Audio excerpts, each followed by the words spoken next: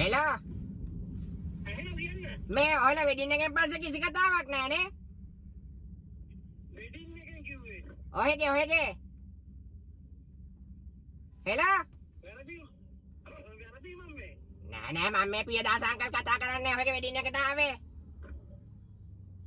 ඒක තමයි වැරදි නම්බර් එකට කතා කරන්නේ. වැරදි හත්තිලවල ඔයාලා වෙඩින් එකෙන් පස්සේ අපේ නම්බරුත් නෑ වැරදි ගාන හත්තිලවනේ.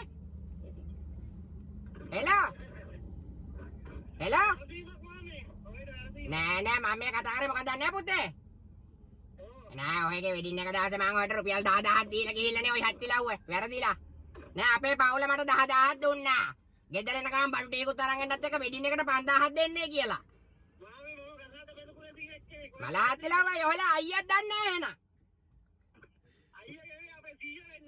නෑ මොකක්ද දන්නේ ඔය දැන් මම කතා එන්නේ මොකටද කියලා දැනගෙන ඊට පස්සේ දැන් කියනවා එහෙ නෙවෙයි කියලා නේ.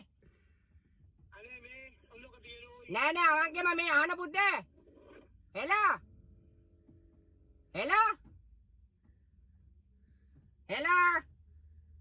දැක්කේ රුපියල් 5000 දෙන්න වෙනවට යටිපට කතා කරන්නේ ඔය නේ. දැක්කේ මොන්ගේ කප ටිකන් අත්තිලව්ව බලහංග මොන් බැඳගෙන. හෙලෝ අනේ දුවේ අන්න ගොඩක් කාලෙකින් මේ.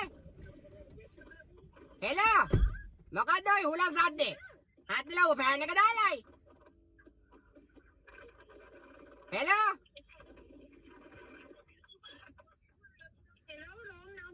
රෝන් තමයි මේ අහනකො මේ. හෙලෝ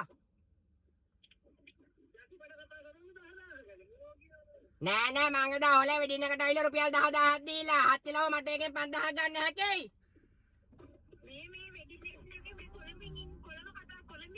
කොළඹින් තමයි. නෑ මොකක්ද දන්නේ එදා අපේ ගෑණි දීලා තියෙන ඔය ගෙදරට බඩු වගේක් ගේන්නත් එක 10000 5000ක බඩු ගේන මං ඔහෙලට 10000ම දීලානේ ඔය හත්තිලව්ව. හෙලෝ අන්න තිබ්බා.